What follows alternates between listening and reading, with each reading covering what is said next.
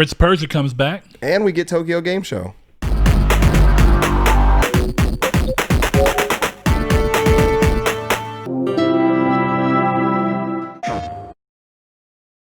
If you are watching, first of all, hello and welcome to Triangle Squared, a PlayStation podcast. I am your host, Brett Beck, and alongside me, as always, Mr. Saul Bridges, bringing you guys lucky episode 178.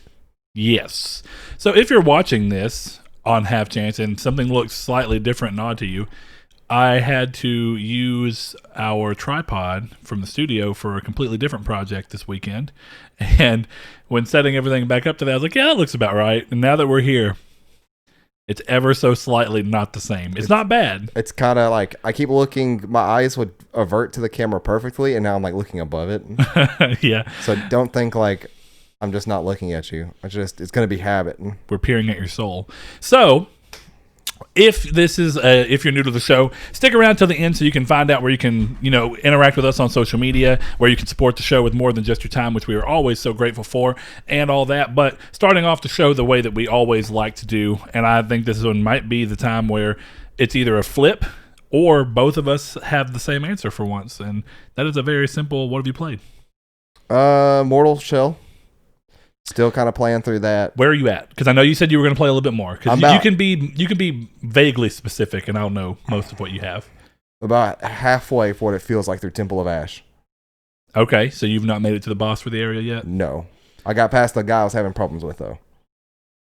The Fire Cauldron guy. Okay, yes.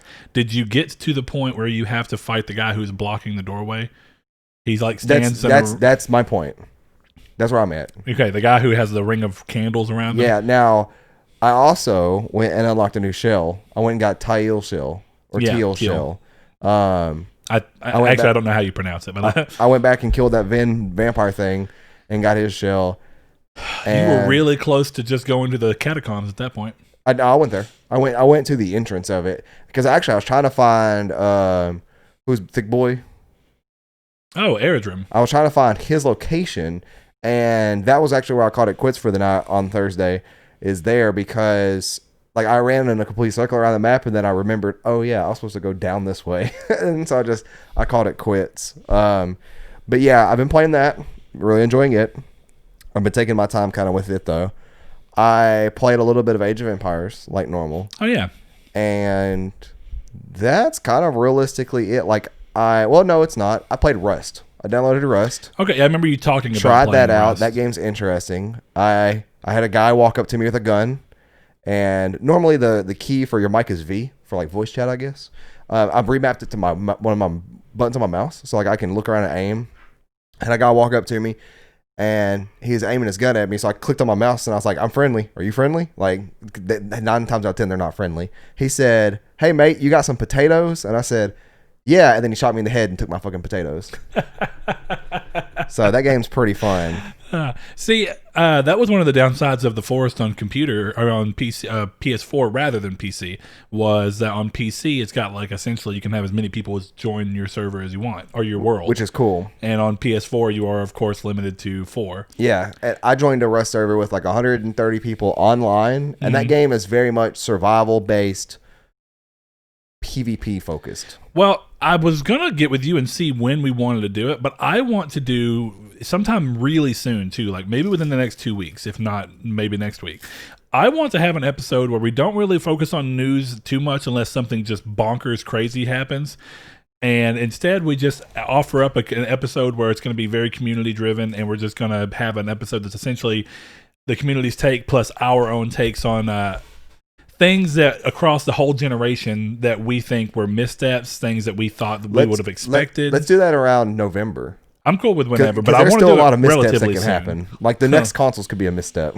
That's you true. Never know. It's more about reflecting on this generation because I think one of the interesting things, and part of the reason I even wanted to do it, is like PS3 is one of those perfect console, just like where they started off so bad just to really surprisingly come back, and so it goes so that missteps can happen early on and then be fixed for the most part, but still have stuff. Then you can have situations where you don't have any major missteps, which I don't think Sony's had any. Well, again, when I say major, I mean that affect them hugely. There's still missteps that I think are major to certain people, like censorship and stuff, but That'll be a fun thing that I want to eventually talk about. So Yeah, that'd be fun. yeah, but that is kind of the reason that sprung to mind is that idea of like, I honestly thought, when you looked at the online thing from the PlayStation 3 era and having games like MAG and stuff that supported 256 players on one map, which you could argue is too many, but the point being is that you wouldn't have thought that you'd see online games of ultimately not as big of an increase in scale as I thought. Like, getting to 100 people in a game that's like a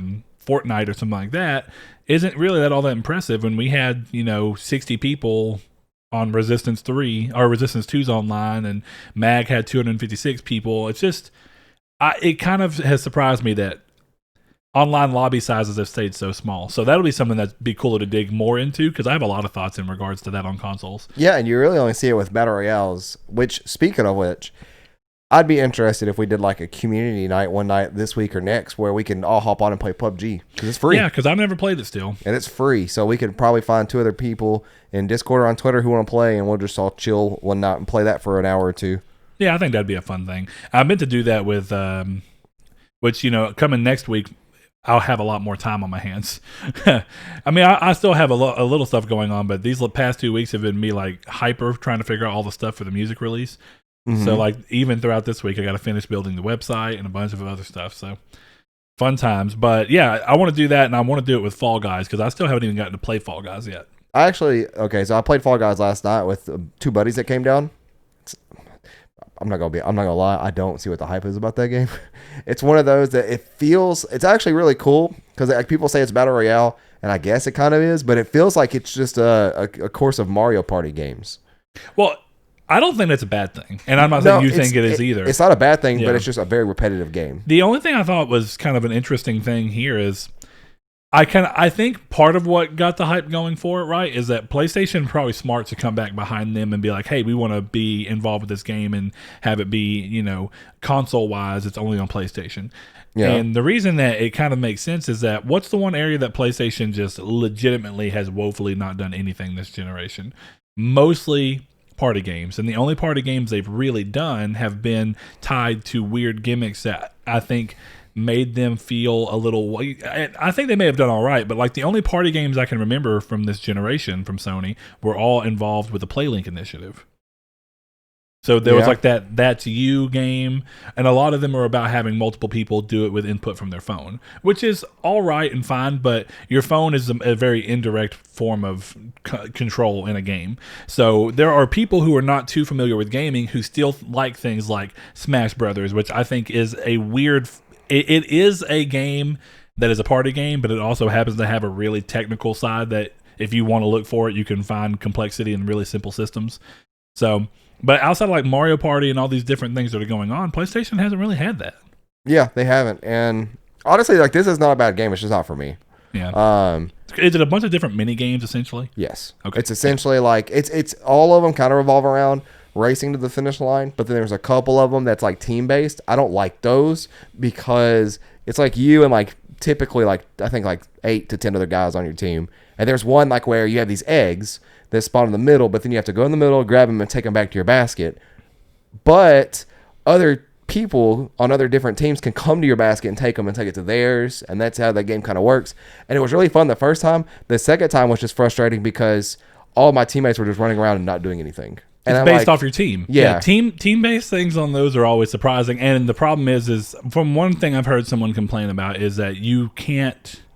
Is it local co-op? I don't think so. I thought it wasn't, right? Okay, no, yeah, we just took turns playing. Yeah, and that's kind of a shame, right? Because you're giving a team... What you're saying is, hey, it has to be team-based, but you can't always make sure it's people that you know or people in your vicinity. That seems like a weird game to not include local co-op. Yeah, and it might be, but I never saw an option for it. I think I saw someone else complain that it wasn't. Yeah. So, what have you played this week? I got the Platinum Immortal Shell. Like I thought you got that the week before. I don't think so. I'm pretty sure I got it Monday, but I got it so close to when we recorded. I guess so. Yeah. It just felt like because here's the thing. Like last week that we recorded, I'm pretty sure was where I said I'd run up and had melted through the first boss, and then I was at the enslaved Grisha for the second boss, and that's where I stopped. And then literally when I got on later that night, I melted through the enslaved Grisha, melted through the next boss in one try, got to Crucix, who's the last boss in the Seat of Infinity, and he did give me a little bit of trouble, but I got him after like probably 20 tries or so, maybe not that many. And then I got to the Unchained, and that one took me.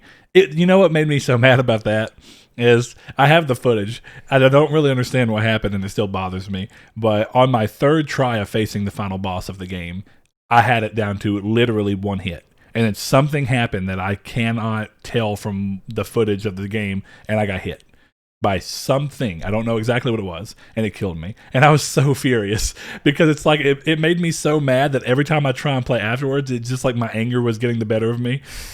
So it took me forever to get back to a point of where I was just calm, and anytime that something happened, I would just not react and just keep playing, and I finally got it. But it made me so mad. Hell of a platinum, though. You know what I mean? Yeah. What's the percent for that one? When I got it, it was 1%. Okay. It was 0.9, and then I got it, and it became 1%. I want to say I looked into it just because I was curious. I think I'm like the 156th person to platinum the game, which is just an interesting stat. Yeah. But yeah, I really did. I love that game. But the kicker here is I did not play anything else at all the rest of the week. So I got my platinum on Monday and did. I can't blame else. you, honestly. Like that's how I played 2 or 3 games of Age of Empires early in this week. And then I decided that I'm going to get into Mortal Shell again. So I got into Mortal Shell. I say Mortal Shell again, but play Mortal Shell again. So I got into that. And then by Friday comes, I typically don't play video games on Fridays anymore unless like I'm playing with friends. Yeah, sure. And then yesterday I didn't really play anything other than like a round or two of Rust. And there's that potato guy. There was also a guy like I was sitting there, and like the way Rust works is you spawn, you're butt naked on a beach. Yeah, you have a torch and a rock, and then you got to go get stone.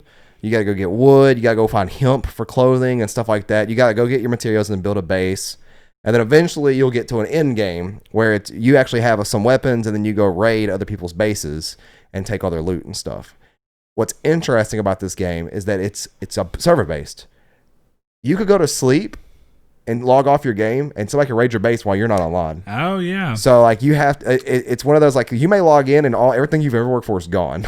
So I like one of the things I liked about The Forest, right, in terms of it being a survival game. Yeah. Is that I really appreciated that even though it had kind of a crazy story going on around it, I liked that there was like thought put into exactly the setup of how you ended up in the situation you were. There's nothing like that in Rust. Okay. To my knowledge. Now, that's what I was kind of curious if you've seen it yet, because one of our other friends, Jonathan, I think, I could be misremembering the conversation. Jonathan Moore? Yeah, I'm fairly positive he told me that once you actually start getting into Rust, there is an explanation of why. I don't know what it is. See, the only thing I've heard is like this is like it's a game. Like you take place, like you're put there for a reason for somebody else's viewing pleasure. I don't know if that's true. I don't know Maybe if I misheard that. Because then it's kind of like the Hunger Games / Battle Royale, right? Yeah. But I'll tell you right now, it's terrifying to... and by Battle Royale, I do mean the 2000s. Well... it's a Japanese movie that came out in 2000. 1980. No. The original Battle Royale? Yeah, came out in 2000. I don't think so. Yeah, we just recently watched it for the podcast. I think... or maybe is it based off a book? It's based off of a manga. No, it can't be, right? It's not PlayerUnknown. It's just called Battle Royale. And it's a movie. And I was really surprised because it seems so gamified that the fact that we didn't really get a Battle Royale game as they became known until like 2015 or 2016, whatever it was, really kind of surprised me because it is so gamified of an idea. And even the movie takes it as though the approach of it kind of... It's weird. I really say I watch it. I surprisingly love the movie, and if you want to hear our thoughts on it, I think it's next week's episode for patrons, or this Friday's episode for patrons, and then next week for everyone else. So it was 99 was when the manga came out, and then 2000 when the movie came out. I don't know Yeah. where I got 70s from, but I know it's really old. Yeah, it was really good. I say but I also knew it old. wasn't 70s because almost 30 years old at this point, 20 years old. Yeah, for sure. But the the movie was fantastic. I really was super surprised. I love the idea of it, and kind of made me want to play a Battle Royale, which is interesting because no Battle Royale has actually made me want to do that. Good thing PUBG is free this week. We will definitely see, because there's some stuff that I know that PUBG would have gotten from that. Like, they have like little weird items like pot lids and stuff in the movie. Yeah. It's a cool idea. But communities take time. Yeah, let's go ahead and hop into the community's take. that question was pretty simple. We were talking last week about how Sony have mentioned in their, I can't remember what they called it right now, but Sony had mentioned that they wanted to kind of double down on expanding their first-party studio and their first-party stable by investing in and acquiring studios that have great talent. And that kind of spurred the question, like, no matter how crazy of an answer it is, what is your dream Sony acquisition? I mean, literally, no matter how crazy it is. And I like that some people actually gave real answer, never going to happen answer. Like, Yeah. They broke it into what they would like to see that they believe there's a chance for. So first thing up is Mr. S. Hussein Saeed over on Twitter. Thank you, sir. He says, well, there's so many to name a couple just to get the IP. Konami, only for the Metal Gear Solid series, and also Castlevania and Suikoden. They own the IP. Second is Capcom for the Dino Crisis IP to be revived and to also let this deep down game that we were promised a decade ago finally come around. Third, to maybe acquire Saknoth. They are, and I actually don't know how you say that, but I do know who he's talking about. They are the guys who gave us the Shadow Heart series back on PS2. I don't think that they ever expanded that series onto PS3. He says, I don't know if they own the IP or not, though. By the way, would acquiring Midway be a crazy thought, too? The Midway one, maybe. And the reason I say that is PlayStation's been around for quite a while. Now, clearly Nintendo has a jump on them, and Nintendo does have more iconic series. I think part of that is just due to the way that Nintendo has chosen to continue their business. Sony sees more interest in continuously coming out with new IP, and Nintendo has continuously seen more value in continuing to stretch and manipulate your existing IP in a new way. So I don't know that Sony would really gain much from Midway other than a lot of classic IP, but I don't know if anybody necessarily cares that much about that with Sony. And I should say this. I don't mean that people don't want some Sony franchises that have been dead for a long time to come back. And I'm not saying that they won't come back, but clearly Sony is far more interested in making new IP alongside expanding existing IP than Nintendo is, who I think Nintendo, you kind of just know out of the gate. If you get a new Nintendo system, there's going to be a new Mario. There's probably going to be a new 2D Mario and a new 3D Mario. Uh-huh. There's going to be some new form of Smash Brothers. There's likely going to be a new Zelda that's either, and again, most consoles, you're going to get a 2D Pokemon. Zelda and a 3D Zelda. Yeah. You're going to get some kind of a Pokemon game. So I think when you look at it that way, that's the only thing I see Midway offering. And what IP does Midway have that's really that iconic that is going to give What's Sony that jet ski game? A jet ski game? Yeah, that they own. I didn't know they had a jet ski game. Now Midway were the people who were behind Hydro Thunder. What is that? The boat. It was like a That was super powered boat. That's what I'm thinking of. Racing. Then. Yeah. Close enough that a jet ski. Yeah, Hydro Thunder, but that was they had it. I think it was Midway. Because it's Midway. Hydro Thunder. That was a great game. I played the hell out of that on Dreamcast. That game was great.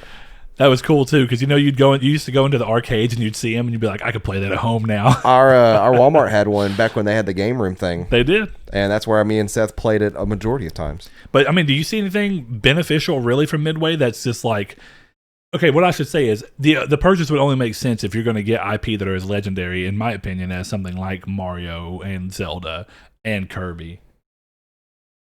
What does Midway have? Pac-Man. That's that. Pac-Man. That's Namco. Oh, yeah, you're right. I don't know that. I don't think they have anything. I don't know. I guess I'll say this. Since you thought it would be potentially something worth it, what from Midway do you want to see them end up with? And maybe there's something I'm legitimately just skipping. But hey, I'm all for that Dino Crisis coming back around. I'm going to bounce over to Discord for a little bit. And in the Discord, we have a pretty good one, I think. We have Josh Ayers saying From Software, they do big AAA games like Souls games, and they have some VR experience after Deracine, which is a good point. If you're going to buy a studio, why not buy a studio that's got multiple talents? And I think Insomniac made a lot of sense because Insomniac had VR branches, big AAA branches, and then some kind of experience with indie games. Mortal Kombat. NetherRealm, and that's already owned by Warner Brothers. Oh, yeah, you're right. Yeah. All the classic Mortal Kombats are Midway. Mm-hmm. Yeah, they were, but that series is owned. Yeah. So it kind of creates this interesting thing. Gauntlet. Gauntlet, maybe. But I don't know. Gauntlet would have to have a lot of work done. Yeah. Because the last Gauntlet game we got was just kind of you know what I mean? Yeah, like Gauntlet Rebirth game or whatever came out. It was free on PS Plus one time. Yeah, it's Gauntlet. It wasn't great. I can't remember what it's called. It was. I like that they were trying to bring it back in like more of a Diablo thing, but like really the last time that I can remember Gauntlet games as being really great was back on PS2, Gauntlet: The Seven Sorrows. Never played it. Yeah, it was a cool game. And honestly, there's so much nostalgia tied into that the game actually may have sucked, but my brain remembers it well. But yeah, I do like From Software. I mean, I feel like you'd be keen of that. Yeah, that's my answer, as a matter of fact. Even Atlas Unchained says, a lot of people actually say that. Atlas Unchained says it would be awesome. And then over on Twitter, so does El Jahudi. That's a good catch, because I think, honestly, when people think From Software, they think Demon Souls and Bloodborne, which are exclusives. And then so people automatically correlate, like, well, it would make sense if Dark Souls series was exclusive. Yeah, for sure. I don't think it'll ever happen, but we'll see. We got to fix Mr. Atlas Unchained's name over here on Discord. For some reason, he is not colored for his Patreon thing. So thanks, man. I know that you're a patron, so I appreciate that. But I don't know. We'll fix that up. I'll fix that right now. Yeah, so I like this one. This one's also from Discord, one of our patrons, Mr. Rude Cold. He says, my answer is my response above, which he had given before I actually put out the thing, and that was Supergiant Games. He said, he'd be happy for them to snap up indie studios like Supergiant. They have always had high-quality, unique games and gorgeous visuals and music. And I think that would be kind of fitting. They have a good relationship with each other, clearly. It's been weird that I don't feel like we've seen Sony really acquire much in the way of indie talent. If you would have asked me 10 years ago if Sony would be likely to buy that game company, I would have said yes. And clearly I would have been wrong, because either Sony wasn't interested and didn't offer it, or the studio didn't want to work with Sony anymore, which is, both are extremely likely, but I think the more likely thing when looking at it is that Sony sees more value in obtaining big AAA studios to legitimately acquire, but they have more interest in just essentially investing and doing multi-game partnerships with smaller studios, which still net you a lot of exclusives or timed exclusives, but there's less of a financial burden to take them on in case they end up not being a known quantity. Yeah. Now, here's my only thing about acquiring studios, right? Sometimes I feel like there's opportunities for them to acquire studios who have already proven themselves with great work. And then sometimes I feel like they don't do that in an effort to instead build a brand new studio with a bunch of disparate people from other studios. And I'm not going to say that can't work, but why would you want to spend what I imagine, maybe it wouldn't be more money, but it seems like it would be either the same or even more money to start a studio from the ground up and have to give them a new studio place of work. You have to make sure they have computers and everything to work with. You have to give them all that. Everything. Break room stuff. Yeah, then you have to think about the fact that this is a studio that will have no IP attached to them yet, so name recognition's out the window. The only thing that you hope is that because they're the new Sony or Microsoft studio, like we're seeing with Sony's secret San Diego studio and then Microsoft studio that they're building, The Initiative, I think was what it was called. So you have both people who very likely could have bought studios instead building one, which is not the worst thing. But definitely since Microsoft bought a ton of studios right before they did that. Yeah. Sony, I feel like, have missed out on some opportunities here and there, but then they came back and got Insomniac, which I think was a opportunity for them just along for years and years and years. But I do find that weird, because starting a new studio just seems like such a bigger challenge. But I guess maybe you have the ability to bring people in with, hey, you have no idea about what you've worked on before. You don't have an identity. You don't have to be a slave to who your developer was and what y'all worked on, which I don't think Sony's bad about anyway, clearly. Otherwise, we wouldn't have gotten a game like Horizon from a studio like Guerrilla, and we wouldn't have gotten a game like Ghost of Tsushima from a studio like Sucker Punch. Yeah. But it is interesting, and I feel like maybe that's the only benefit, is saying, hey, you're not a slave to any idea of who you're supposed to be, so you just make whatever game it is that you think y'all need to make. Yeah. I could see that. Let's read some more off over here. I'm going to get some from Facebook over here because Saul can't get on that one. I sure can. Saul can read the other ones. Blake Popes gave his funny one, but also I have a feeling he may even need it. He may even mean it. Nintendo. That kind of goes in line with, and I just exited out of Discord. Dang it. Or was it on Twitter? Somebody said Sega. Sega is actually Let me get totally possible. You know what I mean? But here's the thing. If I'm not mistaken, isn't Atlas owned by Sega? Atlas did say Atlas Unchained said Sega. Oh, he did? Yeah, that's interesting that just happened. Yeah, so Atlas Games, if I'm not mistaken, I know that they run their stuff like, of course, Persona 5 goes through Sega. But are they owned? Yeah, they're a subsidiary of Sega. I thought so. That'd be really interesting because someone over on Facebook, and let's see, I think it's Donovan. He says Atlas. And I guess that really, I think another person actually said that, and it's Chris. He said Persona Team, Respawn, and NetherRealm. So NetherRealm Studio, interesting enough, we're coming back to that Mortal Kombat you were talking about. But his breakdown for those three are Persona Team, if you buy them out, you keep Persona to yourself. Because right now it is a PlayStation exclusive franchise for main entries, with the 3DS getting like the Persona Q spin-off games. What's weird is like, in the same Atlas vein, you got Shin Megami Tensei, which is mainly like a Nintendo thing. And I think Persona, I could be wrong on this, but I think Persona was originally intended or originally considered a spin-off of Shin Megami Tensei. They're in the same universe, I think. Yeah. But he says, Persona, keep Persona to yourself, get the best shooter team in the industry with Respawn, and they need a fighting game team bad. Now, here's my only hot take there. I don't think any first, or I should say manufacturer, needs a fighting game studio. Yeah, that's my No, I should say this. I don't think they need it badly. That's my thing. Yeah, I don't think they don't need it. They need it badly either. But the main reason I say that is because the fighting games that I, even care to play are given plenty of budget and make plenty of money and tend to be fairly solid games. I think that all of the NetherRealm games, funny enough that you're mentioning them, I think NetherRealm, what would they really benefit going away from AT&T at this point, since AT&T own Warner? I think that they get plenty of budget. It's valuable for them. So, and actually the news, a news piece later is going to kind of tap into that being a thing where even AT&T views all that stuff as very valuable. But I'm with you on Respawn. I do think that they're a fantastic team. I don't know if I'd consider them the best, but I know that you're a big fan of Apex, so that makes sense. Persona would be interesting, though, because what's the one thing that I think PlayStation's really lacked this gen? JRPGs. From an exclusive standpoint. Oh, okay. I was like, what? And not that you have to have exclusive JRPGs, and maybe that's why they don't worry about it.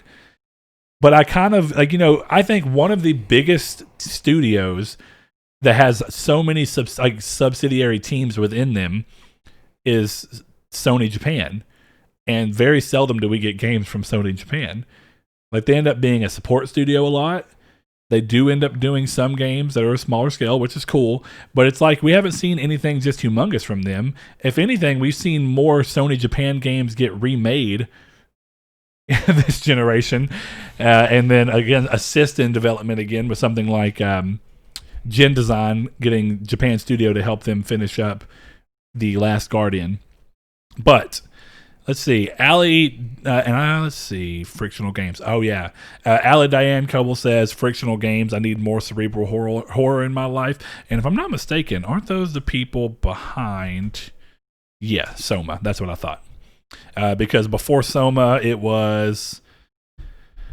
You remember the name of that series of game? Penumbra was like Amnesia. Yeah, and Penumbra was another series for them, but Amnesia was... Amnesia's really good, too. I think the collection was out on PS Plus not too long ago, wasn't it? Or was it just on sale for a really good price? I think it was on sale, but I want to say Soma was on PS Plus. Soma's really good. I played that on Games Pass, I think. Yeah. I didn't get to finish it, but it's really short. They are very... people love them, so... Yeah. Again, thinking of small studios, that's a very fitting one. Man, I was so excited for Soma. Way back when. I remember watching the trailer for that when I still lived at the Links. 2015 was when it came out. Yeah, that's so the It was 5 years ago. Man. Yeah, I remember the trailer though, because that was the one that had like the blinking lights on the spaceship. Red lights, yeah. And then you saw what everybody theorized to be like a Big Daddy kind of thing in the distance. And then like there was a lot of rumors about that, or not rumors, but there was a lot of hope that was a BioShock game. Oh, Soma was going to end up being BioShock in space? Wait a minute. Why is BioShock in space not happen? I know, right? Think about what it kind of came after, though. It wasn't super far after Metal Gear Solid 5 being disguised as another game, too. That's true.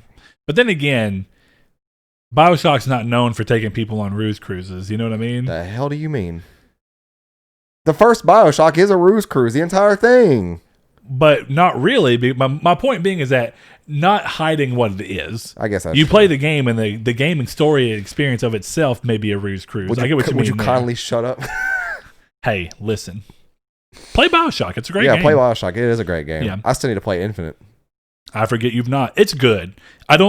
It will never be able to have the same impact as BioShock because BioShock wasn't preceded by anything. You know what I mean? BioShock's one of those games that honestly, it's better if you only play it once because you can't capture that first experience again. It's true. As well. Yeah, it's true.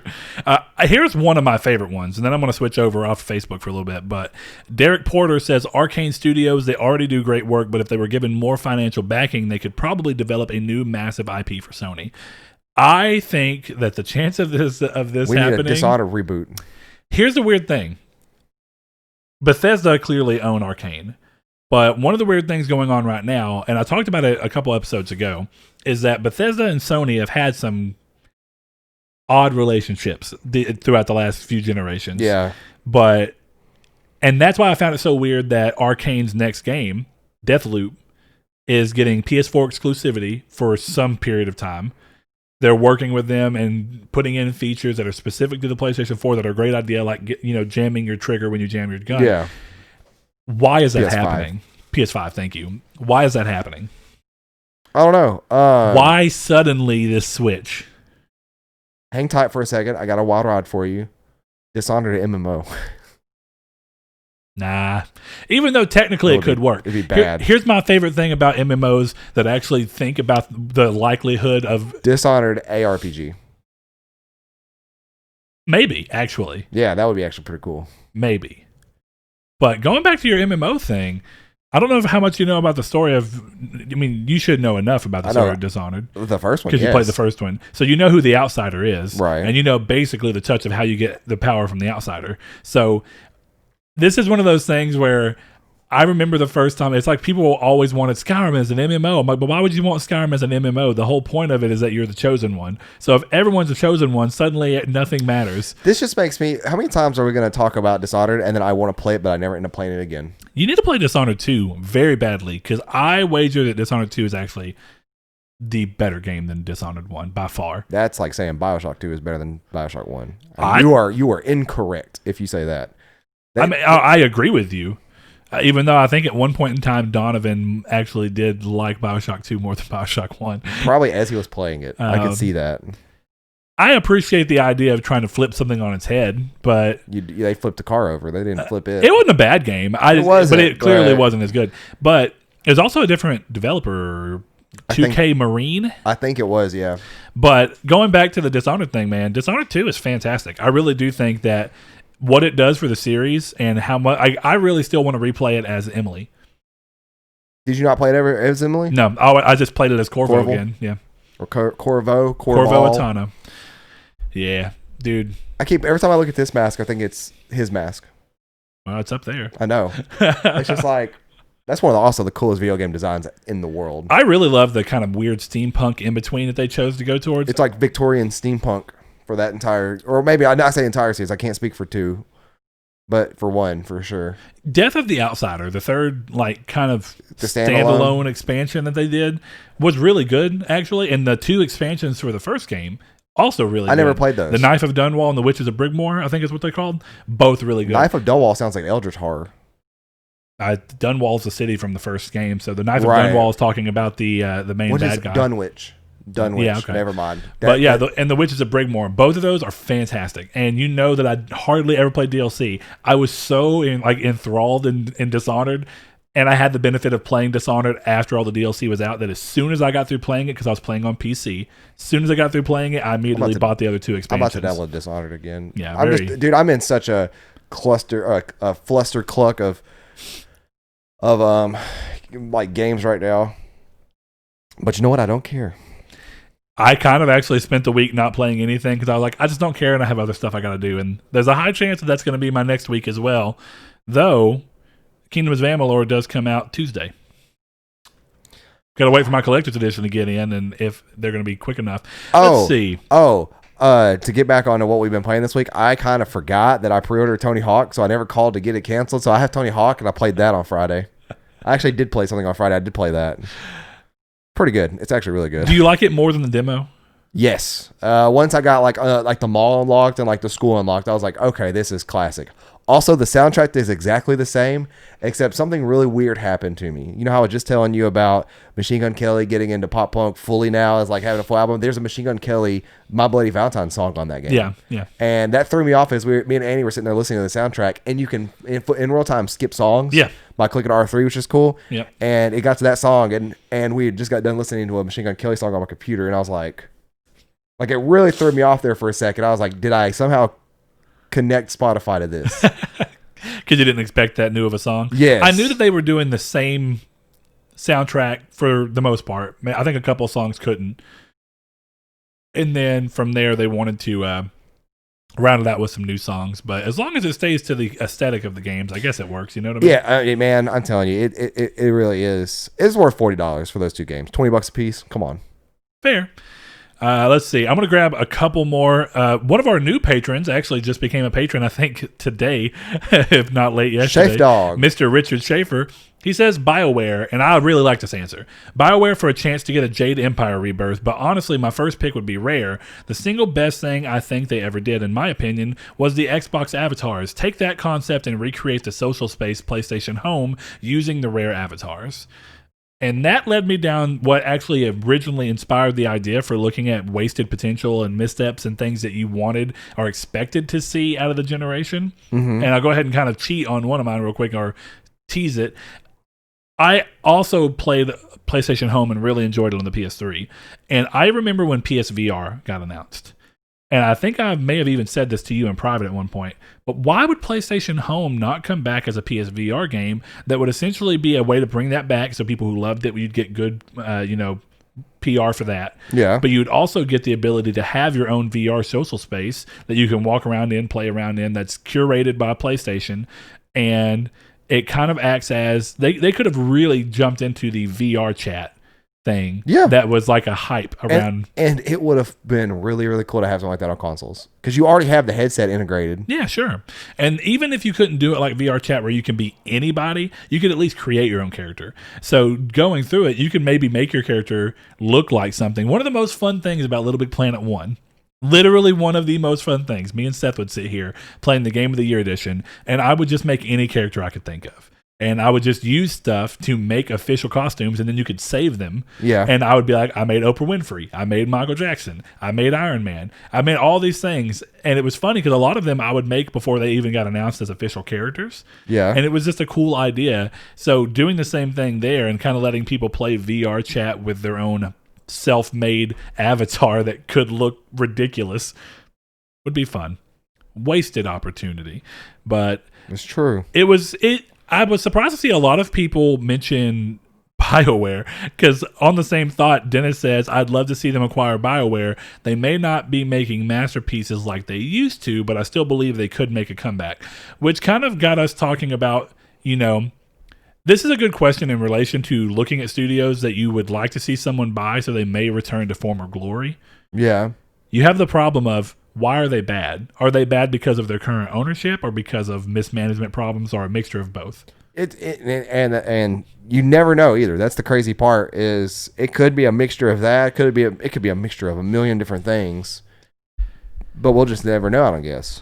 Yeah, it's a shame because you look at BioWare and you think, does them being owned by EA really change anything? Or is it? You would think not, but then the first thing in our news is ads in the new game. So you never know. Yeah, it's hard because it could be that they don't see this aspect of the game profitable enough, so that you can then change it to something else instead of something and be completely different. But we don't ever know. I'm really curious. I really would like to sit in on a finance meeting for EA or something on a game and see what they would make changes to in a current game development based on other things. Yeah, I could see that. I mean, I think the financial side of gaming is really interesting, only insofar as it motivates decision-making processes. Who was legitimately sitting there and thinking to themselves, it'd be a great idea to add advertisements into your replay functionality? What? Yeah. And who thought, looking at the current gaming landscape, that no one was going to fight back on that? And I honestly think that was more of a like, we're going to do it. We're going to see what the backlash is. If we can afford the backlash, then so be it. What's the old saying? Do it first, ask for forgiveness later. Yep. Because if you do it and they're not even mad, then you don't have to ask for forgiveness. I still don't even understand why this is still a thing. Yeah. Hey. Bring back PT Konami, which actually leads us into, I think, what I'm going to close this section out with. Mr. Rayrod over on Twitter says, also Konami, he had mentioned Capcom, but he says they have a treasure trove of huge IPs, Metal Gear, Silent Hill, and Castlevania. Of course, many more, he says, etc. But here's the thing about this one that I think is kind of an interesting potential in between. Though it does depend, because one of the interesting things is who's going to be at TGS.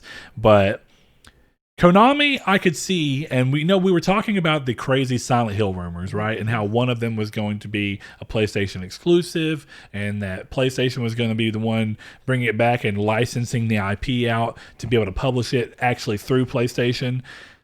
I actually think there's a high chance. I won't say, when I say high, I just mean a majority. I could see a 51% chance of likelihood that Konami goes, why would we bother making the games ourselves, having to handle the publishing them games, and then potentially dealing with the backlash when we could just license our IP out for a dollar amount that lets us get money off of something that we just own, and then never have to worry about it again. That would be really smart to me, and I think that if I was going to look at which one they would do it with, PlayStation makes the most sense. Saul doesn't own Dishonored. I'm trying to think. Did you have the physical version and anybody borrowed it? Maybe. I just spent like the last 5 minutes going through my purchase list, like trying to find it, and I was like, I couldn't find it. I'm like, okay, wait a second, hold on. I just now saw this. That's a weird thing that I really think is a possibility, is that Konami could just go to, Sony could be in talks with Konami and say, hey, with our great relationship all these past few years, that we'll take good care of your IP and we'll make sure the right teams are on it. And then Konami could act as an advisory role at most and just make sure that they agree with all the choices being made in the games, and bam, let's go. It's a possibility. Never count it out, and that's a good way for Konami to get their name back in without having to take on all the stuff and worry about having all these expensive potential crews that could lose you a lot of money. Yeah. We will see, because I don't think the rumors ever died, right, about Sony and Silent Hill. Man, I just no. Don't get your hopes up, people. Don't get your hopes up. I do agree with that. I'm going to go ahead and head over into the news, though. So thanks to everybody for giving that one. I thought that was a fun one. Thanks for your participation. Yeah, so what Saul was talking about, EA has followed in the footsteps of 2K before them by adding in-game ads to UFC 4, much like NBA 2K, I want to say it was 18 did, and due to an overwhelming amount of complaints on their social channels, EA has decided to cut the addition with a statement, quote, "It is abundantly clear from your feedback that integrating ads into the replay and overlay experience is not welcome. The advertisements have been disabled by the team, and we apologize for any disruption to gameplay that players may have experienced," end quote. And this was before they ended up coming to the end of this whole thing they did, where they promised that ad integration, and this wording kills me. Yeah, ad integration will not be making their way back into the replay experience in the future, but they thanked fans for the feedback. So they're saying it won't be in the replays, but where else will it be? Well, here's the thing.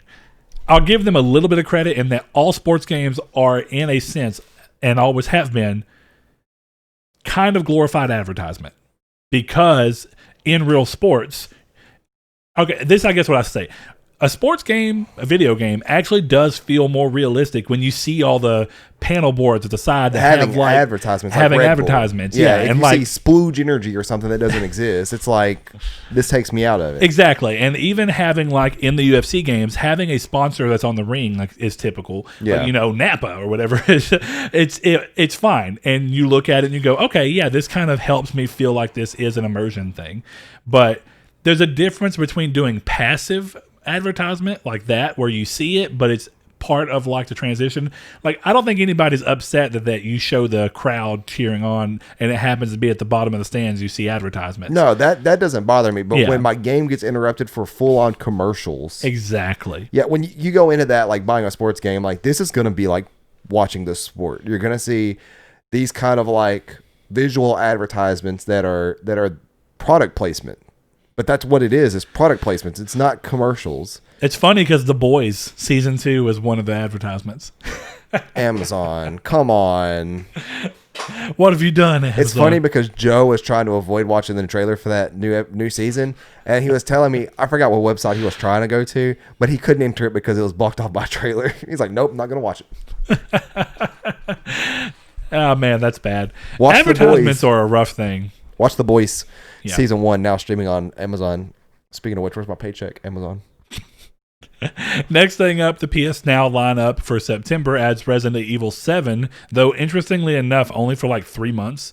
Final Fantasy 15, WWE 2K19, and lastly, Observation to the service. Though, of course, a couple of other games have rotated out as it's reached the end of their initial time. And I still... When they rotate out, right? Like if you have them downloaded, can you still play them or no? I actually don't know. It's I interesting. don't think... No, you can't. Because I downloaded Horizon Complete Edition. Oh, yeah, it's not in there anymore. Yeah. Also, I bought the Frozen Wilds. I can play the Frozen Wilds this week. Do you have the game? I have Horizon, yeah. Oh, okay. Yeah. Resident Evil 7 being a good call on near Halloween. Apparently, it also recently added to Game Pass. So I wonder if this is partially, just being like, hey, hopefully you hear. And apparently, it's just as short of a window on Game Pass. So it's a Capcom thing. It looks like it's Capcom probably pushing for the game to be on there. And this is likely to get people excited about Resident Evil 8. And again, Tokyo Game Show, which is actually our next piece of news, Capcom are going to be at, and that's expected to be the next show for Resident Evil 8 Village. So yeah. I think that this is something that's all trying to get people, since Resident Evil 8 plays like 7, and they've made tons of money off of 7. It's their best-selling game. Why not? Why not just go out, or their best-selling Resident Evil game? Clearly, Capcom has got Monster Hunter World as their best-selling game. I wish I didn't know the ending of that game, because I actually kind of would feel... Oh, Resident Evil 7? Yeah. It's a really good game. Even just playing it without knowing even if you know what happens, the play is really cool. In VR, for sure. I know you don't like VR. Did I ever let you play it in VR? Yes, you did. It Okay. was spooky. This or the demo? This. We Okay. played the demo in there in the living room one time, and then we played the actual game in here. I let you start where you get out of your car and Yeah. walk through the woods. Yeah, I do. Okay, I remember that. Yeah. The demo was the creepy part because it's the way she ran around you. What was it called? Kitchen? The kitchen. The kitchen. Yeah, before we knew it was Resident Evil 7. Yeah. That's a good idea. Very good. Very Metal Gear Solid-esque. Yeah, Tokyo Game Show is happening September 23rd to 27th, and there will be a showcase for studios or publishers, including Capcom, Sega, Square Enix, and surprisingly, even Xbox and Konami are going to be there. So going back to the Konami thing, it looks like there's a high chance that Konami might actually be getting more back into games. They had that game that they released that was an indie title that they published. I can't remember the name of it right now. Had like the guy, I think it was a skeleton. The name is leaving me, but Konami may be looking to actually get back into the gaming, publishing, and maybe even developing business. Put Metal Gear Solid Collection on PS5, you cowards. Cowards. Got called out. The event is, of course, online only this year, so don't be expecting anything crazy in terms of the showmanship around it. But as to no one's surprise, there looks to be bringing some unannounced games from a handful of publishers. Square Enix has teased that there's some games that are unannounced from them. And they've also teased that we're going to see already announced titles during this, with Square Enix and Platinum Games Babylon's Fall apparently coming back. Well, okay. Finally. Stop showing games too early. Until I get a release date for Babylon's Fall, I don't care. And why is it Square? Why is Square so bad about it? To be fair, Square's always been the bad one. They have. I mean, just think to any Kingdom Hearts game. Every single one. Maybe 2 is an exception, because I think 2 came out, 3 years from 1? 4 years, right? Well, actually, what I should say is from announcement to the next game, right? Like where you legit announce it. I actually think Kingdom Hearts up until 3 was handled well. 3 was a bad choice. Birth by Sleep trailer being in the ending of 2, hidden. But it wasn't really a trailer, and they never said what it was. So while I get your point, it wasn't an official announcement of a game. 3. You know what I mean? People thought that was Kingdom Hearts 3. People thought Xehanort was Sora's dad. Now, whole other ballgame. if at the end of Kingdom Hearts 2, and you got that secret ending, and it said Kingdom Hearts Birth by Sleep for PSP, every bit of the same information, and then that game still didn't come out for another 4 years because that game came out. Was that 4 years? Yeah, it felt like 8 years. Even though it didn't make any sense. Yeah, 2010 is when it came out on PlayStation. And what year did Kingdom Hearts 1 come out? 2002, right? Kingdom Hearts 1, 2002. Kingdom Hearts 2 was 2006. No. Yeah, you're right. 2006. Yeah. But yeah, either way, I got that game that within the week it came out. Great game. So where'd we'll my window see. go? I'm just so bummed at Babylon's Fall taking forever because that trailer was so sweet, and then we saw a little bit of gameplay, I guess. 30, 27. But can game shows stop doing this like buy or try daily thing? What do you mean? Like where they go across this is normal for days? Tokyo Game Show. I wish they would just do it like E3 and just do one big conference in one day. Or I wish they would do what E3 would have done. I feel like this year if they had it, just do one big conference and one big day. I don't know if they would have.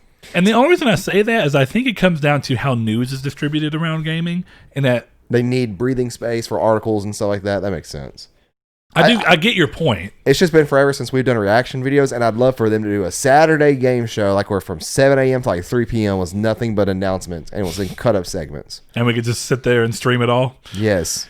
We will do that as soon as we can. When there is one. Tokyo Game Show is weird, too, because it happens a lot of the time, either very early or very late for us. It's very late for us, typically, I think. So... Anyway, next thing up, rumors are abound regarding a remake of Prince of Persia slated for reveal during Ubisoft's upcoming Forward live stream event on September 10th. These rumors are coming from well-known leaker Jason Schreier, so they're more than likely true, but still, just to keep your expectations in check, err on the side of caution and just, hey, maybe it doesn't happen. Because things can change, plans can change. But Ubisoft continue to have tough luck seemingly keeping this information under wraps because in the same week, the Microsoft Store also re-revealed the delayed Gods and Monsters game that they put out that's going to be made by the team who did Odyssey. Yeah. And now it's retitled, a terrible name, Immortals Fenyx Rising. And Phoenix is Fenyx. And there's no colon or anything. It's just Immortals Fenyx Rising. That sounds like a dude bro game. It sounds like a free-to-play mobile game. It does. With a release date of December 2nd, which was seemingly supposed to be a center point of their live stream event come Thursday. So, sucks for them. I guess the only way that they might be able to surprise everybody now is from here until then. If they actually end up re-showing the Skull and Bones game that everybody was wanting them to do that's been delayed so many times. Well, it's been canceled, technically. Delayed indefinitely. That's a fancy way of saying canceled for now. Yeah. Cancel until we say something else about it. Yeah. But hey, that's about the only way I think that they could legitimately surprise me right now, because of this. If they and don't get me wrong, I'm not even interested in the game, but it would still surprise me. Yeah. So, but even then, if you do show Skull and Bones again, Ubisoft, I know you're listening to this because we're just in there like that. We're not, but show it with the release date. Show it with the release date. Cowards. There's a lot of cowards out in the world today. Like how coward is the word of choice right now. You've been listening to a lot of Spirit Box lately. You've been listening to Blessed Be? Uh-huh. Yeah, I feel you. That's a good band. Y'all go listen to Spirit Box. They are very good. Go check them out. Tell Courtney LaPlante to marry me. Please. Don't worry, Annie. Never happened. Okay, this one's actually kind of interesting. So in a more fitting adaptation, the Shenmue series is getting an anime adaptation under a partnership with Crunchyroll and Adult Swim. A 13-episode run is currently in production and will be available on Crunchyroll, but also available on Adult Swim's Toonami block, so that's where they come into the play here. No date for release is given yet, but with the series creator Yu Suzuki acting as an executive producer, this bodes well that existing fans will find something hopefully worth the series' legacy. And I think that this is cool for a couple of reasons. I think most of the time live action has been a poor way to go about adapting video games, right? Absolutely. But there's been a couple of examples throughout time where game companies for some reason just choose to either do adaptations or extended universe stuff that includes series that they're working on right now. Two examples of that from my high school days were Dante's Inferno, which was the really brutal anime adaptation or animated adaptation for the actually it's weird, both of those games were Visceral. So it was EA doing it through Visceral. That's weird. But yeah, it was both Dante's Inferno and Dead Space. They both got their own movies. Dante's Inferno was, of course, self-titled. Dead Space had stuff that was kind of like Dead Space was good. Dead Space had multiple animated movies, actually. They had Dead Space Downfall. They had Dead Space... I only saw Downfall. I can't remember. There was a couple. So I thought that was cool. And then more recently, we saw Square Enix do it with the Final Fantasy 15 Brotherhood series. That was an anime series. That was really good. It was really good. Honestly, that was better than the game. I haven't played the game since launch, but it was definitely better than the launch game from story perspective. Yeah. I don't know how much they fixed in the later game. I could replay it, but I really just don't want to. Don't get me wrong. I got the platinum. I enjoyed it. But I'm past it. I'm done. I don't Where's Final Fantasy 16 at? Yes. Show me Final Fantasy 16 and use that weird Square Enix tech, whatever it was. I think it was a engine thing where they showed the samurai fighting. It was like robot samurais fighting the little mannequin-looking early things. PS3, or was that PS2? No, this is a PS4 thing. It was this generation. It was a tech demo for something. And it was really cool. I'll probably be dead by the time Final Fantasy 16 comes out. I don't think it was Agni's Philosophy, because I think that was the one. I think it was 2018. Yeah.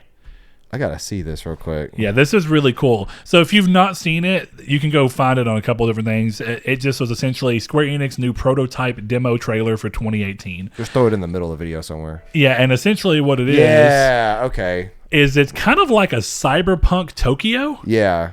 It looks really cool. It's one of those that you see as a demo, and you're like, this is a demo, but I wish this was a game. And here's my thing. I know some people don't agree with this, but I've always liked that Final Fantasy can kind of just be any aesthetic. And to me, why not take the series and do this? I kind of wish, though, they would just take the series back to its roots. Well, I know a lot of people want that. And I'll give them credit. I realistically think that outside of it being turn-based, I do think that keeping with the original high fantasy thing, Final Fantasy 14 online and 11 online both serve that well, in my opinion. Yeah, for the most part. High fantasy / steampunk is kind of a little bit of steampunk. I wish they would go. Honestly, the world of 6 is so well done. Well, that's steampunk too. It is. I just really wish. You know what? Why don't they remake 6 in a sprite way that's not crap like it is now? That's a good question, and I really mean that. And like, could it happen? Like, could it work? It's like the same thing for Pokemon games. Like, you could literally just print money out by putting red, blue, green, silver, gold, crystal, Dude, look how sick this looks. Ruby and Sapphire and Emerald, all them into a game in a single Switch cart. That'd be interesting, actually. You could charge $60 for that, and you'd sell out. Either way, go check out that demo. If you're a big fan of Square Enix's stuff, I feel like why not take this idea and just bloom it out? You already, what I love about making games, right, is like they go, well, why would they do this? You've already made a world. You've shown me enough in here that I have an idea. I have a trailer already. There's more work into this demo than there is in that Untitled game. What was it called? I don't remember because it doesn't have a name. It's not official. I really can't remember Project what it's Area. called. Project, yeah, something like that. Oh, man. Yeah, Square Enix is really bad about that. But still, I really love the way that this looks. I want to end up seeing something like that. So give it to me as Final Fantasy 16. But I still like that people have been doing that with the animated adaptations of stuff. Why not go ahead about doing that? Next thing, coming back over to the hot topic of next-gen upgrades, it's no surprise to see CD Projekt Red announce a next-gen version of The Witcher 3 boasting improved visuals, ray tracing, and of course faster loading times due to the SSDs. Also coming as no surprise, considering their Cyberpunk cross-gen release plans, the next-gen version of The Witcher 3 will be a free upgrade for existing owners of both the original base game as well as the Game of the Year edition. And this is set to hit sometime in 2021. I thought it was funny that they chose to clarify that way, because it's almost like the wording was on the nose of like, hey, you remember the kerfuffle around Control? Everything else in the world? Yeah, with upgrades. Yeah, so hey, well, it doesn't matter what version of the game I you expect have. nothing less from Witcher or from CD Projekt Red. So you told me that honestly, like if I wanted to get into Witcher's lore, the show on Netflix is actually not a bad way. Yeah, it's really good. I really want to watch through that and then try Witcher 3 again when this comes out, just to support them and play their game and give them another player number because of how wholesome that company is. Maybe the way to go about this is to play it on the PS5, and the reason I say that is because the one downside to The Witcher is that it's actually, most of the game is really impressive. But when you do have to load, it is long. It's long. That was now, when I played it originally. If you run from place to place and never fast travel, It never loads. I actually didn't know you could fast travel. Like apparently I skipped over that tooltip somehow. And there's a city way off, and I think you're not really supposed to get into it till a later game because it has a bridge that's accessible, but it's the first place you can get your haircut. Or it's the first place I found you get your haircut. Yeah. And I got in there from like climbing over these walls and like kind of just janking my way in and away. And then I realized I got all the way back to the very first village where the Griffin thing takes place. Mm-hmm. White Orchard. And I didn't realize I could fast travel back to White Orchard. And I walked all the way back there. Or I rode Roach all the way back there. I mean, and impressive of the game to never have to load to do that. The only part of the map that you have to load to, because it's an island, is Skellige. Yeah. So, which is still, but my point is, I think one of the things that happens is sometimes when you're not completely loving a game and then you feel like fast traveling is taking way too long to load, or maybe you didn't realize there's fast travel. If you can get it to where the game is going to look as best as it can get, it's going to perform even better and have less bugs, which the game was not super buggy to begin with, I don't feel like, and then you have crazy fast loading, why not just wait for the PS5 version? Bro, that sun's going crazy. And you already own it. That's true. So just wait, you get a free upgrade. That sun's going crazy today. Look at that lighting on our screen. From just that sun. Wow. I'm so thrown off. It's never been like that before. Yeah, that's real. Either way. I cut all the branches. We need some curtains. Let's throw up a blanket. Yeah, hey, we got that Patreon money. Thank you, people. But yeah, that's cool. I like to see that they're doing that. And this goes back to an idea of something I said. I don't particularly care how you choose to do it, even if it was CD Projekt Red saying, hey, we're putting time and effort and work into this, so we want to charge you $10 to play the PS5 version. Ultimately, I wouldn't care. But what I do appreciate is when games that have made literal fistfuls of money, like you could just have so many stacks and stacks and stacks of hundreds from what they've made. I think that there's no real reason outside of just the company being like, hey, we just want to make even more money. Greed. Yeah, it's greed. But there's no reason that a game that has been sold and as many times and bought as many times, I should say, as Grand Theft Auto 5, there's no reason that should not be a free upgrade. Yeah. There's no real reason that The Witcher, again, a game that continuously sees the game selling crazy, there's no real reason it can't be a free upgrade. So when you look at these smaller examples of games that are just so massive, like Minecraft is another one. There's no reason Minecraft doesn't need to just be a free upgrade, and I think it will be. So when you look at that, I appreciate the gesture, though at the same time, I'd be willing to pay for their work. But it's cool that they're doing it, nonetheless. Now, this next one's kind of interesting, but also, the more I thought about it, I was like, maybe it's not surprising. But Rocket League's developer Psyonix has announced that the title will be transitioning to a free-to-play model, which for PlayStation fans means that PS Plus will no longer be required to play the title online. On the Xbox side of things, they have yet to announce any policy change in regards to letting free-to-play games work outside of the Xbox Live Gold paywall, which is something I hope changes. And part of the reason I even bothered to include that is one of the things I think Saul and I often talk about is that we like to look at both companies since they are been considered like main competitors, but even sometimes look at Nintendo. Yeah. And we like to say, like, look at what each console is doing that's better than the other one, and each one of them learn lessons from each other about where they can do different stuff. Now, some of them will just be natural decisions that are just more aligned with their plan of a business. And I think in a way that's part of what Xbox is trying to do here with making you tie to their services. But when you have when you're the minority in this situation on something that really is just free to play, it's like, what are you really losing? If anything, wouldn't you want people to be more motivated to play a game like Fortnite, which brings in so much money in terms of microtransactions? Wouldn't you want people to want to play on your system instead of somewhere else? Yeah. And you're decentivizing them from doing it by saying, hey, you have to pay. Well, no, okay, so that I kind of disagree with that, only because nobody's going to go buy a PlayStation 4 for this reason alone. Probably not. This is going to add to a lot of reasons, but this is not going to be the defining factor. Well, I should say to Switch. Now, I think if someone's just getting into gaming, they went to their friend's house and played Fortnite and were like, I really want to play this with my friend. Yeah. Cross-platform means that you don't really have a reason not to play one or the other. So then you start going, all right, well, if I can play with them, whoever I get, I want to get this one. Oh, well, this one, I have to pay to play online even though the game's free? Well, then why wouldn't I just buy a PlayStation? Exactly. They're roughly similarly priced for the bare minimum version anyway. So, yeah, it's not to say that this is still a very small percentage of people. Yeah. but it does come into affecting the way that people view you, if nothing else. It's true, and it adds like I said, it adds to a list of things. So like when you're thinking about getting PlayStation, you think of the controller is really nice. The exclusives are all there. All my friends play on this console. It has a really good chat feature. And then you go look at Xbox and you're like, well, they don't have that many exclusives, and then I don't like the controller, and I gotta pay to play Fortnite, which is all I care about. It's like I might as well go get a PlayStation instead. Yeah, it adds up. It's one of those reasons it adds up.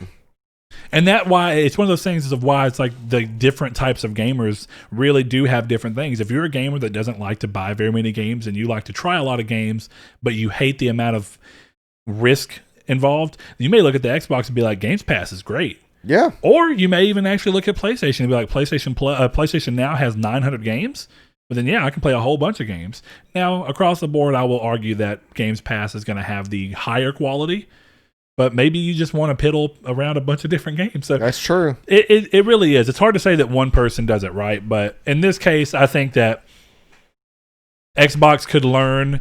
And if anything else, I guess the reason I even really thought to include it is that there is this thing where, and I understand it to an extent, but Xbox likes to throw themselves around as this very consumer, what's best for the consumer-facing company, and yet they still have this policy. Now, that doesn't take away from all their other good policies and ideas and services, but that means that this one still exists in stark contrast to everything else they have going on. And that is in itself its own problem.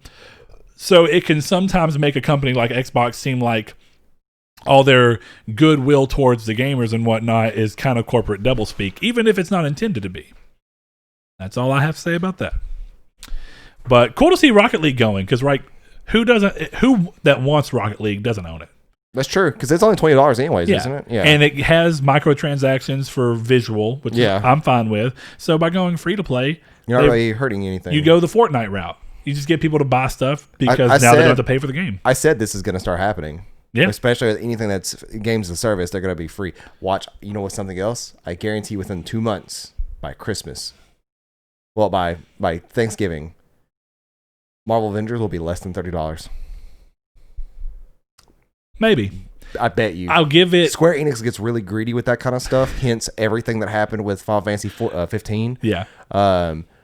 Watch the microtransactions of that game explode. The really interesting thing for Marvel's Avengers is it's performed a lot better than I thought it would. And it looks a lot better than the first showings made me think it would. I still don't have very much interest to play it, personally. Yeah, I don't have any interest in playing it. For me, it's one of those things that's like, this is going to sound really mean, but most comic book fans are low-hanging fruit when it comes to quality of things if it involves their favorite comic book characters. Oh, yes. And that sounds really, really mean, but even I'm like that. You give me a Batman graphic novel that it could be complete garbage, I'll still read it. Yeah. And I know, because even if you take it outside of comic book, I think when you get hyper fans of anything, you're talking to somebody who bought the Batman Begins GameCube game. It was really good. You think I'm lying? Like do you think I made that up? Do you think that's a fake thing? No, Batman. No, I know there was a GameCube game. I remember there was a PS2 game too. I never played it. I think it's the same game. It should be the same game, yeah. Yeah, that game was actually really, really good. This was Arkham City before Arkham City existed. Who made that? I actually don't know. EA. Who was the developer? That's a good question. EA Sports. It's in the Batman. Dude, someone tell me, because I don't really play enough sports games, but I was talking to someone the other day, and we were kind of just bummed about, like, I'm pretty sure EA dropped the EA Sports that's in the game thing, right? No. Is it still at the very beginning of every game? It's still in Madden 2020. Because, dude, is that the Madden I have? If they had, I was going to be disappointed. That's like McDonald's dropping the Exactly. Yeah. It's like, that doesn't happen. Nuh-uh. But that's good. Because I was trying to think that, I play FIFA here and there, and I was like, I can't remember the last time I played a FIFA game and I heard EA Sports. It's in the game. It's iconic. Like, dude, you don't lose that. You know what I mean? But I wonder who was the developer behind that game? Oh, I just exited out. Well, one of y'all in the comments below let us know. Someone knows. Eurocom. Okay. Yeah. I don't even know who that is. I think they went under. I don't think they exist anymore. They did make a Batman game for GameCube, so not really surprised. Yep, defunct in 2012. Poor. They did make a Batman game for GameCube. Oh, that's sad. All right. Last couple of things here. Demon's Souls Remake might be a launch title for PS5, which has been on kind of what people have been thinking. But the title was recently found to be rated for release in Japan and Korea. Now, that is pretty much all it is. That doesn't necessarily mean anything, but ratings don't normally come until very close to getting your game out there. Yeah, and honestly, I would think that both Bluepoint and Sony would be like, hey, the game's going to come out around the same time as PS5, just make it a PS5 title instead. Yeah, launch title. Because my thing, and it doesn't mean anything necessarily, it doesn't have to be true, and I'm not even surprised by it, but they have been using Demon's Souls for marketing very heavily. Yeah. And Demon's Souls was a very niche game when it came out. Yeah, when it came out, honestly, I'll tell you this much. Demon's Souls did not exactly kickstart people into Dark Souls. Nope. That's like saying... I mean, it did, but not at the number of the first actual Dark Souls. That's like saying the people who bought Demon's Souls are the same people who played King's Fall. It's like, no. Yeah. Like, these are two different kinds of games. People know FromSoft now because of that name, so they're going to go check it out. Dark Souls was the turning point for that. People knew of Dark Souls for how the difficulty was, and there were some people who did know where it came from in Demon's Souls. But I'll say this right now, that I think Dark Souls is more responsible for the series than Demon's Souls. Absolutely. Demon's Souls is the first step. You can't have Dark Souls without Demon's Souls. Yeah, and it's a great game. It is. But realistically, and this is why I'm not surprised. It's just outdated. Everyone remembers how, and I mean, if you don't remember this, even if you've never played the game, you were just blind. But everyone remembers how much goodwill PlayStation got for Bloodborne, for the fact that Bloodborne existed, for the fact that they were going and working with someone they had worked with before to make an exclusive game. So all the people who originally loved Demon's Souls, and then they were happy, like, right? They're like, hey, the people, Sony and them are working together again, right? Then all the people who had never even played, or maybe even never heard of Demon's Souls, are like, well, hey, this is by the people that make Dark Souls. Yeah. So you have all these people coming over and being like, oh, wow. And let alone the fact that not only was it a very different game and from Dark Souls. So one of the really important things to say here is, like Saul kind of just said, Demon's Souls and Dark Souls are more similar than Bloodborne is to either of those two, but Demon's Souls is still a lot different than Dark Souls. Demon's Souls did some things. Like, if y'all, honestly, Demon's Souls is... No, I was going to say it's kind of relatable to Mortal Shell and how slow Mortal Shell can be. But in reality, it's just like half-speed Dark Souls. Like, Demon's Souls is slow. Yeah, Demon's Souls can be fast. Don't much get me more wrong, plotting. But Demon's Souls is... Honestly, everything about that game is just different. And there are so many tropes that game started, too. Like the Poison Swamp areas. That's in every single Dark Souls / or Soulsborne game there is. There's a lot of weird tropes that game started, and the base foundation came from that game. But when you really play them, it just feels different. And I might be remembering it wrong because it's been 6-ish years, 7 years, longer than that. Yeah, actually, almost 8 years now that I played Demon's Souls, because I played it. It'd be 7 years actually. Yeah, it was back when I lived at the Links. Yep, it would have been 7 years ago that I played that game last, and really wish that game was on PS Now. I'm a little surprised it's not, but at the same time, I have a PS3 and have the ability to play it, and I've purposely not, because I kept holding off. Like, these rumors about a Demon's Souls remake coming from Bluepoint are just too on the nose. You know what I mean? And it made sense to me that it would be their next game. Honestly, it's just kind of, you're going to go back and play it, and them rose-tinted glasses are going to be awfully red. That's true. And if you wait until you get to play it with a little bit of... That's going to be how you remember it. Kind of like Shadow of the Colossus. Shadow of the Colossus was really jaggy. It still looked good, but it was really kind of jaggy. Anti-aliasing wasn't that great in that game on the main structure in the game. Some of the Colossus' structures, not all of them, but some of them. The textures on like the fur were pretty bad, but then you go look at the new game, the remake, and you're like, that's how I remember this game looking. It's crazy because you don't think it. And actually, they made a lot of choices that really are still different, like, how much exposure there is everywhere. Yeah. The original game, it seems like it's really overexposed. It is. And I know really that is. on it's purpose. Just bright. Yeah. Everything in that game was just bright. It honestly had an atmosphere, and it was a really good atmosphere, but it was the same atmosphere throughout most of the game. Yeah. Whereas this one was kind of different. Yeah, for sure. But going back to this, I guess, I think that it makes sense for it to be a launch title because, first of all, I think if going back, I mean, not that it would have helped anything, but let's just say if Sony is still trying to, despite the fact that we have a pandemic going on, if Sony is still trying to follow their original idea for PS5, which was move more PS5s at an unprecedented rate, if that has been your goal point all along, then before COVID came just a few short months ago and changed that, there was probably a really high chance that from the beginning of development, Demon's Souls Remake has always been intended to be a launch title game because the From Software fans are so dedicated, and Bluepoint have shown to be so dedicated in trying to keep the games feeling as accurate as possible that for the most part, most of the fans would know that this game is going to feel more or less exactly how they remember, but be better. Why not make this a launch title? This is how you get more than 1 million people in one day to just suddenly plop down potentially $5.99 on a console. Yeah. And honestly, for me, it's like, it's one of those that's worth it. Just because it's something I'm aware of. It's something that I know will be done right because I know the developer behind it. I'm still kind of iffy on some parts of it because I'm curious how they're going to do some of it. Overall, like, I kind of hope we get some gameplay commentary before then. But if we don't, it'll definitely make it worth purchasing a PS5 for. So, the weird thing about gameplay commentary on those titles is that it almost feels weird because it kind of feels like, for people that don't know, they're going to lose out on a little bit of the excitement of discovering everything naturally. Yeah, but like, at the same time, you could do gameplay of the tutorial boss and then the Nexus. Yeah, I could see that.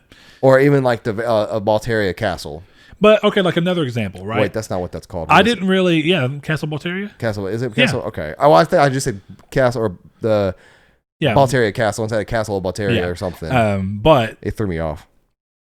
Either way, whatever. But the thing is, like, okay, going back to Dark Souls 3, I didn't need to see anything of Dark Souls 3. I never played anything.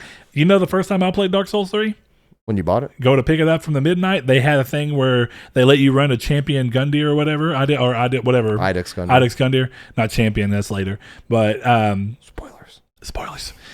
But either way, they had it to where everybody who was playing, they just had a copy of the game in, and they wanted to see who could get through that section the fastest. I'd never seen any bit of gameplay prior to that. Dang it! Why couldn't I had gone to that midnight? I don't know why you didn't. Oh, because you're all digital. No, I had that physical. I can't remember who won, I can't remember what you won. I had that game physical. Oh, okay. Well, you messed up. You probably got the strategy guide. It was Justin's store. Yeah, it was Justin involved. Probably a strategy guide. So, all right. Last thing up on the news, and we're going to round this thing out. It's been confirmed by AT&T, so all these crazy rumors can stop, that they will not be selling the Warner Brothers gaming division. After all, I'm a little curious as to what has bred to this. The original idea was to offset some of the acquisition costs that they have in debt from getting Warner Brothers and all these other things by selling off the gaming division so they could pay it back quicker. Now they're saying that it's too valuable to let go. Is the focus testing or the response to Gotham Knights and Rocksteady's new title, are they so strong that suddenly AT&T are like, no, we got to keep this? Possibly. I don't see it. I don't mean that to take anything away from either of those games. I'm just really surprised at why the sudden change. And why does AT&T view them as too valuable to let go of now, but not too valuable to let go of 6 months ago? Yeah, I don't know. I mean, it could just be like the new announcements and stuff and then getting caught up in a moment. I don't know. But their business, that would be a non-business kind of decision to make. Going off of instant reactions. Yeah, it's such a weird thing. I don't know. It's interesting. I wonder if we'll see any more come from this at all. Yeah, me too. Because I look at this, and actually, you got to think about it. I wonder how many offers they got, and I wonder if the offers weren't as much as they were hoping for. So it is true that they're too valuable because the potential money they could make off of the products that are sold outweigh the offers that they were getting. That seems unlikely, but I don't know, because that still goes back to something that was never completely set in stone, was if you bought the Warner Brothers gaming division, what was going to be the extra perk of how you got to use any of the Warner Brothers IP? And if you even did. That's because true. honestly, I could see it being that the offers were low if it was like, hey, you get Rocksteady, but you don't get any of the IP they're working on. Or any of the IP they've ever worked on. You don't get that at all. Well, then why would you even bother? I mean, not to say Rocksteady aren't great, but well, I wonder if they're going to get told, like, you don't get these IPs. Or maybe that's what it was, and then they saw how excited people were when this got announced, and they were like, no, that's actual business we'll be losing if we took this deal. So let's either not take it or let's counter it, and then we're going to get something in return that they didn't accept anyways. Well, see, the weird thing about it, right, is that we're talking about making your own game as opposed to licensing it. Clearly, we've seen Marvel have no issue since they've decided to start curatingly license their games. Now, the problem is that Marvel games for a long time before were very hit or miss because they were just licensed. It was like, hey, if you pay us enough money, we'll let you make the game. Yeah. Or we'll seek you out and say, hey, for this much money, we'll let you license it out, whatever it be. But now that Marvel is kind of doing this thing where we are going to license the games out, but when we do it, we're going to make sure that who we're licensing it out to keeps the quality of our brand name up. It's working well for them. Spider-Man has done very well for Marvel. Yeah. Avengers, despite what we think about it right now, seems to be doing well. Yeah. So like no matter what, it's just like it's always going to be based off their projected sales versus what they actually sell. So I guess the question here is like, if it was going to be that when AT&T were talking about selling Warner Brothers, I feel like a license deal still would have worked out to where they could have made plenty of money off of it. But you don't know how there's all kinds of contractual things that we don't know about. That's true too. Like, that's why it's kind of hard to speak on this, is because it's like, once again, it's another subject where there's so many back doors into the back area of this that like I don't know about. Like I don't know why they would have done that. Well, and why would and there's no reason for any company involved to have been transparent about it. So I get it. It's something we'll never know unless some kind of industry leaker decides to be like, hey, I've talked to someone who is really and closely involved, and this is a rough idea of what was going on. It's about the only way we'll ever figure it out. Hey, Jason Schreier, hit us up. Take a rest from all the... That sounds bad. I was going to say take a rest from exposing all the people for crunch. No, don't take a rest from that. Keep on going. The only reason I say that, and this is a joke, so Jason Schreier, please don't block us on Twitter like you do everyone else, but... We're getting blocked now. We're getting blocked now, but... That's rude. I like him. I have problems with him being so thin-skinned that he blocks everybody immediately. I mean, immediately. If you even say something that's mildly questioning say what you really him, feel, because he already blocked us at this point. At this point, he has. That's what I'm saying. That's my only problem with him. But it's a long-running joke that people online are like, once he blew up and got a lot of notoriety from, talking about game developer crunch, it's all he seems to want to chase. It's not true. It's people being a little crazy. So I was making a joke. But hey, Jason, you probably already blocked us, so don't worry about it. It's not like I had any insider intel for you anyway. What's our community take question? I was trying to think of that too. Let's do a quick recap. What's a blunder that happened this generation that you won't? This is going to be a fun one. What is a blunder? What is a company mess up from this generation that is your favorite? And it could be favorite in a bad way or favorite in a good way. Either or. Yeah. It could be that what is your favorite company blunder this gen? And that could be Xbox making this mistake, or this company thinking they're going to do something like these ads in the games, and then they were like all of a sudden like no, like any kind of company mess up. You know what my favorite is? Even though I didn't benefit from it, I just think it's one of those weird things. When game developers or publishers rather completely screw up and then end up putting their games completely free. Yeah. What did I get this year because of that? I got some game. I don't know about that, but Mafia. Did you get Mafia 2? No. Okay. I don't know if that one was on purpose or what, but Knack 2, I bought it. That. And I guess in a way it was kind of bad too because it doesn't help the future of the series. But I was like, you're giving everybody essentially a free copy of this game. That's true. Those kind of blunders are interesting. But so what is your favorite gaming related blunder of this generation? The reason that one's my favorite is it got a lot of people to actually like Knack. A lot of people were like, dude, Knack 2 is really good. Yeah, because the only way they play it is if it was free. Anyways, guys, this has been Triangle Square, a PlayStation podcast.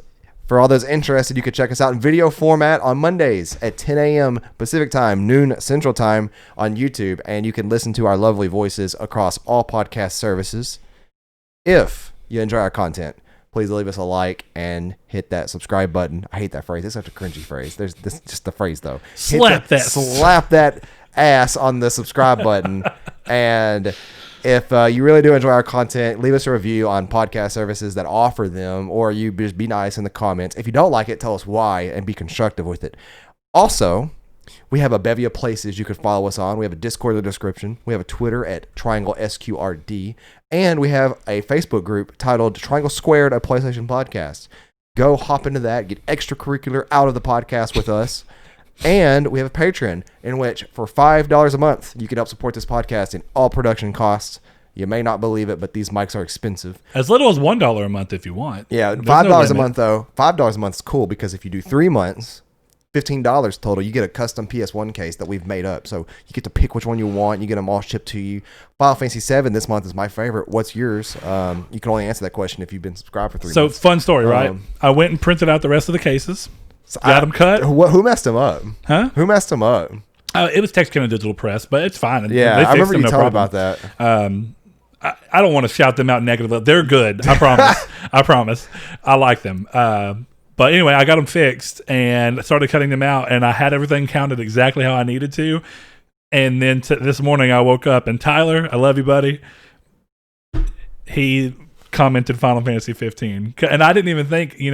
I just let the thing happen, and whoever comments. I have one ready, and I'm gonna have to get another one printed. So it's okay, Tyler, my boy. We'll do anything for you. As a matter of fact, you heard Tyler's name. Interesting name, right? He's one of our Patreons. Here's a list of all the other ones. Thank you. Thank you all for enjoying the show, and let Brett hit you with that sultry voice to list all these nice people off. Thank you all. Thanks to our patrons, Josh, Jarrell, Matthew Green. And like we said, I'm going to go ahead and give a special shout out to Mr. Richard Schaefer for being a new patron this week.